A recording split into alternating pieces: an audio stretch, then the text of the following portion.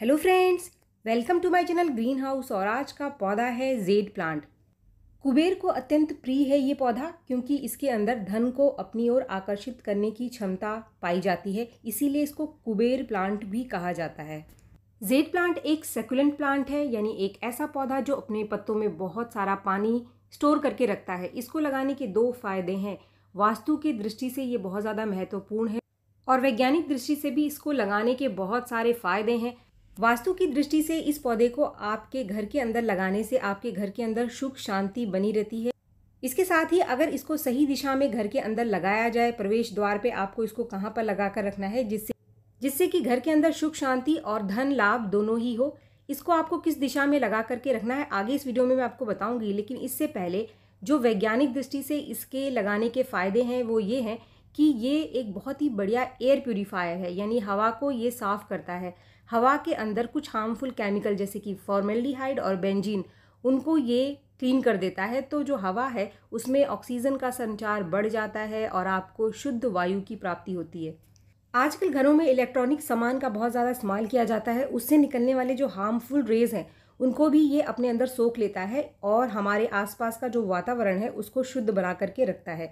तो ये एक बहुत ही बढ़िया इंडोर प्लांट है, यानी कि आप इसको घर के अंदर बहुत ही आसानी से लगा सकते हैं। लेकिन इसकी देखभाल आपको कैसे करनी है इसकी जानकारी आगे इस वीडियो में मैं दूंगी। इससे पहले हम बात कर लेते हैं कि हमें इसको अपने घर के अंदर अगर लगा कर रखना है तो किस दिशा में लगाने से ज़्यादा फ़ायदा होता है। तो फ्रेंड्स, अगर आप इसको घर के बाहर लगा रहे हैं, दरवाजे के पास एंट्रेंस पे लगा रहे हैं, तो आप इसको उत्तर पूर्व की दिशा में लगाएं। और अगर आप इसको घर के अंदर लगा रहे हैं तो इस पौधे को आप हमेशा दक्षिण और पूर्व की दिशा में ही रखें। आपके घर के किस कोने में कौन सी दिशा आती है इसका ज्ञान आप सूरज उगने को देखकर लगा सकते हैं। इसके लिए आप सुबह सुबह सूरज की तरफ, जहां सूरज उग रहा है, मुंह करके खड़े हो जाइए।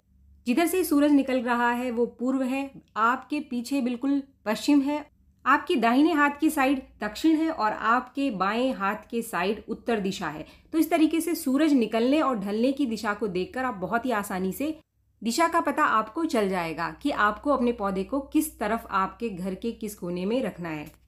इसके बाद हमारा दूसरा पॉइंट है इसके कुछ केयर टिप्स। अगर आप इस पौधे को घर के अंदर लगा रहे हैं तो इसकी केयर आपको कैसे करनी है। सबसे पहली चीज़, अगर आप इसको बाहर घर के रख रहे हैं तो आप इसको कहीं पर भी रख देंगे, ये अच्छी ग्रोथ करेगा। लेकिन हमेशा ये ऐसी जगह पर बहुत ही बढ़िया ग्रोथ करता है। इसके पत्ते हमेशा हरे रहते हैं जहाँ पर सीधी धूप इसके ऊपर नहीं पड़ती है, लेकिन जो रोशनी है वो अच्छी खासी इसको मिलती रहती है। उसी तरीके से आपको घर में लगाते समय भी इसको ध्यान रखना है।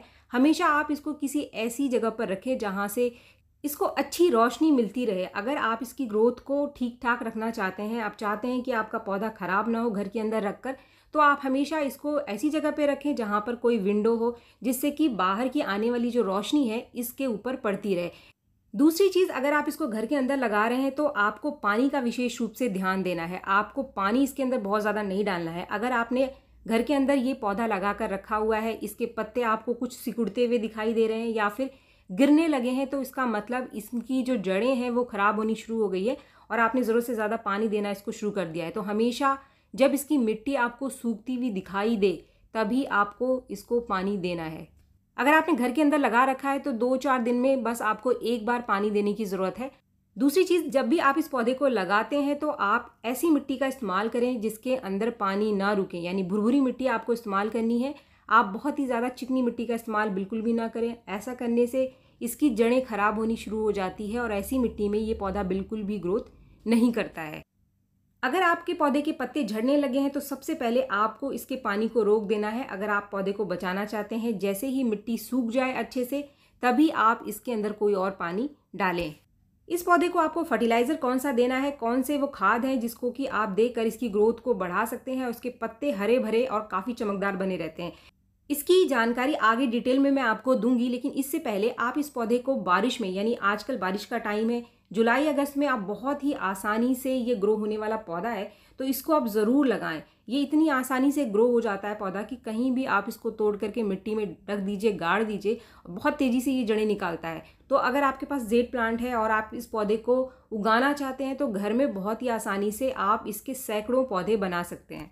इसके पत्ते को मिट्टी में लगाने से वहाँ से भी जड़ें निकल करके आ जाती हैं। कटिंग लगाते समय आप 4-5 इंच लंबी कटिंग ले लीजिए और नीचे की पत्तियों को हटाकर आप इसको मिट्टी में गाड़ दीजिए। इसको लगाते समय अगर आप मिट्टी को थोड़ी सी भुरभुरी रखेंगे तो इसकी जड़ें बहुत ही आसानी से निकल करके आ जाती हैं और मात्र 15 से 20 दिन ही लगता है इसकी जड़ों को आने में ही। आप देख सकते हैं ये मुश्किल से 15 दिन हुआ है इसको लगाए हुए मुझे, और इसमें बहुत ही अच्छी ग्रोथ हो गई, काफ़ी सारी जड़ें निकल करके इसके अंदर आ गई हैं। इसकी कटिंग को आप बड़े पौधे के अंदर भी लगा सकते हैं। जैसे कि आप देख रहे हैं मैंने अपने पौधों की प्रूनिंग करी थी तो छोटी छोटी कटिंग मैंने बड़े पॉट में गाड़ दी थी, और जैसे ही इसके अंदर जड़ें निकल करके आ जाएं तो इसको आप दूसरे पॉट में शिफ्ट कर दो। जैसे कि आप देख रहे हैं, आप देखो इसके अंदर कितनी अच्छी जड़ें निकल करके आ गई है, और मुश्किल से 10-15 दिन हुआ है इसको लगाए हुए। तो बारिश में उगाने के लिए ये एक ऐसा पौधा है जिसकी जड़ें बहुत ही आसानी से निकल करके आती हैं और ये बारिश में सबसे बढ़िया ग्रोथ करता है। तो इसीलिए बारिश में आप इसकी कटिंग को ज़रूर लगाएं, इसकी कटिंग लगाना बिल्कुल भी आप ना भूलें।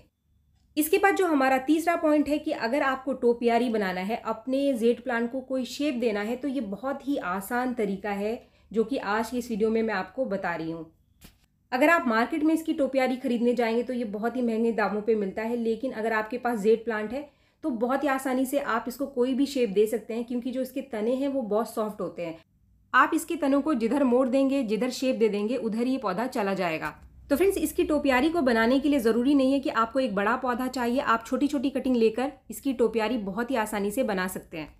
इसको शुरू से ही आपको एक पेड़ का शेप कैसे देना है, इसके तनों को मोटा कैसे करना है, इसके लिए एक बहुत ही आसान सा ट्रिक है कि आप कुछ कटिंग को एक साथ जोड़ करके लगा देंगे तो शुरू से ही जो तने हैं वो मोटे निकल करके आएंगे। इसके लिए आपको करना क्या है कि एक समान यानी एक साइज़ की कुछ कटिंग ले लेनी है आपको, और कटिंग में नीचे की जो पत्तियां आप उसको हटा लीजिए, और उसके बाद उसके जो तने हैं इसको आप थोड़ा थोड़ा सा किसी भी चीज़ से खुरच दीजिए, और जितनी चाहे इस तरीके की कटिंग लेकर, यानी जितनी मोटी आपको तना बनाना है उतनी कटिंग लेकर के खुरचने के बाद एक दूसरे से अच्छे से चिपका करके किसी धागे से बांध करके इस कटिंग को आप लगा दो, और जैसे ही ये कटिंग ग्रो हो जाती है आपकी तो आप इसे बड़े पॉट में शिफ्ट कर सकते हैं। जैसा कि ये वाला पौधा आप देख रहे हैं, इसको बिल्कुल मैंने इसी टेक्निक से तैयार किया है, और शुरू से ही ये जो स्टेम आप देख रहे हैं, जो उसका तना है वो मोटा है। आप एक सिंगल तने को भी मोटा कर सकते हैं शुरू से ही। इसमें भी कुछ चीज़ों का आपको ध्यान रखना है। जब भी आप इस तरीके की कटिंग लगाते हैं तो आपको जो नीचे की पत्तियां हैं यानी नीचे की जो ब्रांचेस है उसको हटाते जाना है। अगर आपको नीचे का तना मोटा चाहिए और एक शेप बनाना है अपने पौधे के अंदर, तो आप इसकी जो एक्स्ट्रा ब्रांचेस है इसको टाइम टाइम पर निकालते रहिए, और टाइम टाइम पर आपको जो शेप चाहिए यानी जो सिर्फ तना आपको चाहिए उसी को आपको रखना है। अब एक और तरीका है टोपियारी बनाने का कि अगर आप इसको कोई शेप देना चाहते हैं, जैसे कि इसको हार्ट शेप देना है या फिर हाफ सर्कल शेप देना है, तो इसके लिए आप वायर का इस्तेमाल कर सकते हैं। इस वाली वायर का इस्तेमाल आप कर सकते हैं जो कि ये हाथ से बिल्कुल फ्लेक्सिबल होता है, और जिस दिशा में आप इसको मोड़ना चाहें ये आसानी से मुड़ जाता है। इसके लिए पहले इस वायर को आप ले करके उसका एक साइज़ बनाकर पॉट के अंदर कुछ इस तरीके से गाड़ दीजिए। इसके बाद आपको लगानी है कटिंग। जैसे कि मैंने एक सर्कल शेप का वायर बनाकर इसको पॉट में पहले गाड़ दिया। अब कुछ कटिंग लेकर आपको लगाना है, और जैसे जैसे ये कटिंग ग्रो करती जाएगी तो आपको इस वायर के ऊपर शेप देते चले जाना है। इससे आपको शेप देने में बहुत ही आसानी होगी। यानी कोई पुराना पौधा लेने की ज़रूरत नहीं है, सिर्फ कटिंग से ही आप बहुत सारी टोपियारी अपनी पसंद और शेप का तैयार कर सकते हैं। ये बहुत ही आसान तरीका है, आपको लगता है कि बहुत मुश्किल नहीं है, बस एक बार आप ट्राई करो, आप बहुत सारी टोपियारी इस सीज़न में बारिश में अपने घर के लिए तैयार कर लेंगे। फ्रेंड्स, इसके बाद आखिरी पॉइंट जो है पौधे का फर्टिलाइज़र। तो जेड प्लांट एक ऐसा पौधा है जिसको बहुत ज़्यादा फर्टिलाइज़र की ज़रूरत नहीं पड़ती है। आपके घर के अंदर ही कुछ ऐसी चीज़ें हैं जिसको देकर आप इसकी ग्रोथ को बढ़ा सकते हैं, और इसके लिए जो सबसे पहली और सबसे आसान सी चीज़ है वो है चाय की पत्ती। आधा चम्मच चाय की पत्ती आप जेड प्लांट में 15 दिन में एक बार दे दोगे तो जो नाइट्रोजन की कमी है वो इसकी पूरी होती रहती है।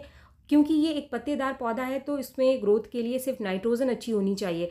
इसको 15 दिन में एक बार देने से इसके पत्ते बहुत ही सुंदर और चमकदार निकल करके आते हैं। इसके साथ ही तने भी मोटे होते हैं। फ्रेश टी के अलावा आप इस्तेमाल की हुई चाय की पत्ती को भी अपने पौधे के अंदर डाल सकते हैं, लेकिन इसको इस्तेमाल करने के लिए सबसे पहले आपको इसको धो करके सुखा लेना है, और सुखाने के बाद ही इसका इस्तेमाल करना है। इसको आप कंपोस्ट की तरह अपने पौधे में इस्तेमाल कर सकते हैं, क्योंकि इसके अंदर कोई भी केमिकल नहीं बचा होता है, तो इसकी मात्रा हम ज़्यादा रख सकते हैं। 3 चम्मच से लेकर 5 चम्मच तक अगर आप 15 दिन में एक बार इसको दे दोगे तो इससे पौधे की ग्रोथ बहुत ही बढ़िया होगी।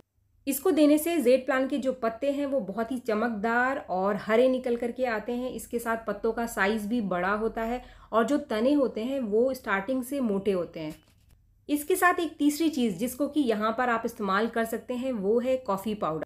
तो फ्रेंड्स, अगर आपके घर के अंदर चाय पत्ती नहीं है, यानी आप चाय नहीं पीते हैं, आप कॉफ़ी पीते हैं, तो कॉफ़ी का इस्तेमाल भी यहाँ पर आप अपने पौधे के लिए कर सकते हैं। क्योंकि जो कॉफ़ी पाउडर है ये भी नाइट्रोजन का बहुत ही बढ़िया सोर्स है। आप इस तरीके से एक पैकेट दे सकते हैं या फिर नाप कर आधा चम्मच आप 15 दिन में एक बार दे सकते हैं। इन तीनों में से कोई भी आपको आसानी से जो मिल जाता है, इसको आप 15 दिन में एक बार अपने पौधे को ज़रूर दो। आप तीनों को एक साथ आपको नहीं देना है, जैसा कि मैंने इसके अंदर अलग अलग पौधे में डाल करके आपको दिखाया है। फ्रेंड्स, ये तो थे कुछ नेचुरल फर्टिलाइज़र जो कि हमारे घर में हमको मिल जाएंगे, लेकिन अगर आपके पास कंपोस्ट है कोई, जैसे कि वर्मी कंपोस्ट, पत्तों की खाद या फिर कोई भी ऑर्गेनिक कंपोस्ट, गोबर की खाद, तो आप महीने में 2 महीने में 2-4 मुट्ठी अगर इस पौधे को देते रहेंगे तो इससे हमारा पौधा बहुत ही बढ़िया ग्रोथ करता है। तो फ्रेंड्स, जेड प्लांट एक बहुत ही खूबसूरत प्लांट है। इसको आप एक बार अगर लगाना सीख जाएंगे तो इसको लगाने में आपको बहुत ही मज़ा आएगा और इसके बहुत सारे बेनिफिट जो कि मैंने स्टार्टिंग में आपको बताए, इसके बहुत सारे फ़ायदे भी हैं। तो अगर आप गार्डनिंग में इंटरेस्ट रखते हैं तो बारिश में आपको बहुत ही आसानी से नर्सरी से ये पौधा मिल जाएगा। आप एक पौधा बस लगाओ और एक पौधे से आप सैकड़ों पौधे आसानी से बना सकते हैं। वीडियो अगर आपको पसंद आए तो एक लाइक ज़रूर करें और मेरे चैनल को आपने अब तक सब्सक्राइब नहीं किया तो मेरे चैनल को सब्सक्राइब भी ज़रूर कर लें। मिलते हैं मेरे नेक्स्ट वीडियो में, तब तक के लिए थैंक यू।